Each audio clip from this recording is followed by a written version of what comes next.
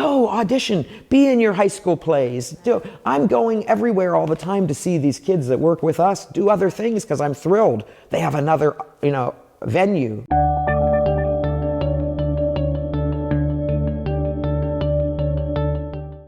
I'm Jimmy Bruce, president of Eastern Gateway Community College. We're proud to sponsor this thought-provoking interview series with community leaders who, through perseverance and determination, are being who they want to be and making a difference in the Mahoning Valley. There are a lot of theater companies right now in the Youngstown area. And I feel like I try to tell Todd, we inspired so many of them. When he went down to Powers, when we went there in whatever year to do our first show down there, nobody was down there. No one was renting anything. Maybe a couple of little theaters had their beginnings starting, and now there's so many. Even on just this street, us, next, there's 3 theater groups right here who are running shows like right now and all through our show. And they had to have seen your success. Right, and I think so. One of the rascals that we had for many years is one of the kids who started his own company, the Millennial. Joe Ascenti literally was this big when I met him, and comes up, and that's why I'm like so proud of him, because all we had to do was believe and we can do this. But it took that, just the regrowth of the Playhouse. That's a guy from our troupe, Jimmy, who grew up loving theater and coming and bringing me roses as a little boy when I didn't even know who he was, because he sat in that theater house. You just love theater. We're just so thrilled that we've touched all these people and made it viable. And Todd, you've always said, competition is good. That was my and question. Having all those choices is good. Yeah, is it horrible probably sometimes? Grows the whole theater I think so. audience. And it gives all these kids opportunities. Sure. We can only do so many shows a year, so go audition, be in your high school plays. I'm going everywhere all the time to see these kids that work with us do other things because I'm thrilled they have another, venue, another. Yeah, and I don't think it was always that way. When we, like you said at the beginning, when we were starting out, everyone was so, protective of their own audience. I remember when we started Pump Boys, we offered all the theaters, let's just trade ads, because that's how New York works. I mean, you get a playbill and all the shows are promoted because we're all in this together. And no one's going to come to see my show every single night of the week. You come see my show, look what else is playing. Go see that show. Go see that show. So I've always thought that, together we're stronger. You've been down here a long time. What are your thoughts on the revitalization of Youngstown, and where do you see it going? It's so thrilling. It's awesome. It's so thrilling. Yeah.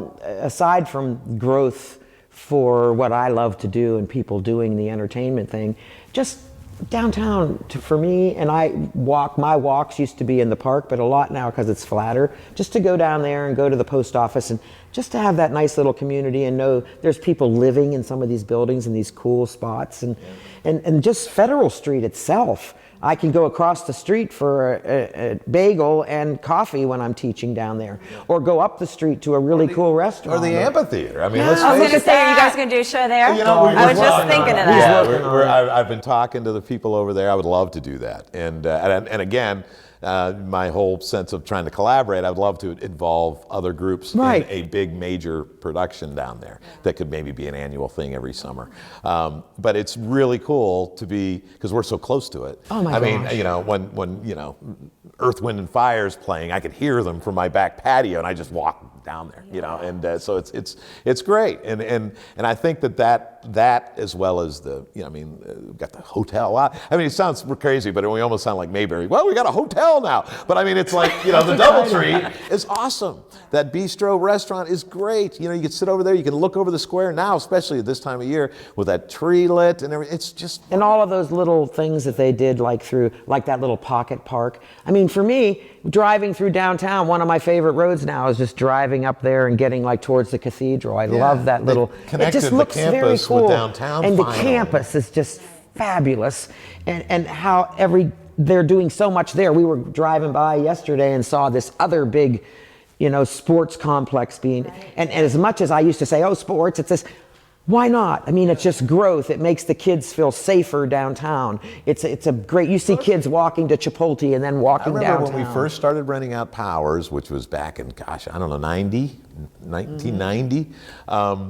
I think there was the Draft House and Cedars and Banks. You know, that was pretty much it. And I remember, you know, our older crowd that was coming to the Uptown, which, you know, back then people were like, no one will go to the Uptown. Well, you know, if you put on something good, yeah, they will. You know, they'll look at the Playhouse. You know, people, oh, I'm not sure about that neighbor. Well, if you put on a good show, they come. You know, right. I mean, people love good entertainment. And I remember we went downtown and there was nothing down there. And people were just like saying, well, I'm not afraid to go down. I'm afraid to go down there at night. I don't feel safe. I'm like, you could walk down the street in the middle, you know, of the night, and there's nobody there. I mean, there was no one there back then. I mean, none of the storefronts were being used, but people were still, you know, there was still that, I don't know, maybe held over from the 70s or 60s or whatever, but there was this mentality that it was hard to shake, but I think that they finally have broken through that, and I think it's because of these younger kids that are just like us, willing to roll the dice. You know what, I want to open up my own coffee shop. I want to open up my own, you know, restaurant or whatever.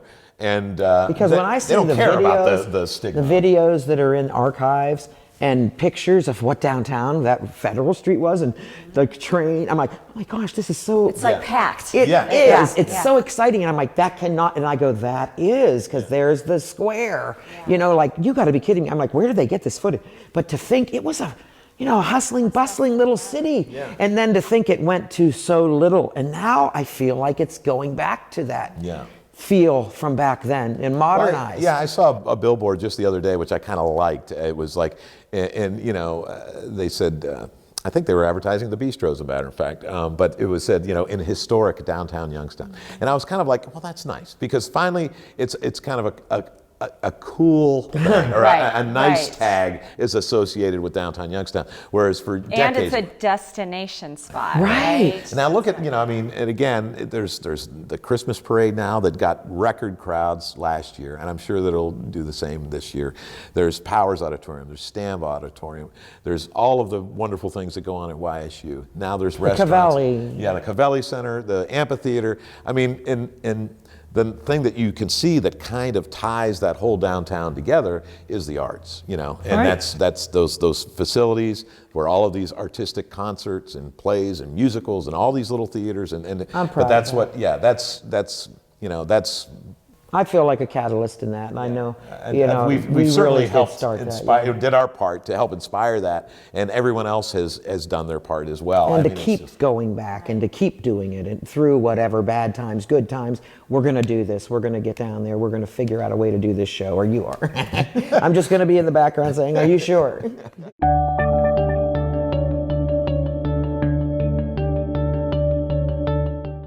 I'm Jimmy Bruce, president of Eastern Gateway Community College. We're proud to sponsor this thought-provoking interview series with community leaders who, through perseverance and determination, are being who they want to be and making a difference in the Mahoning Valley.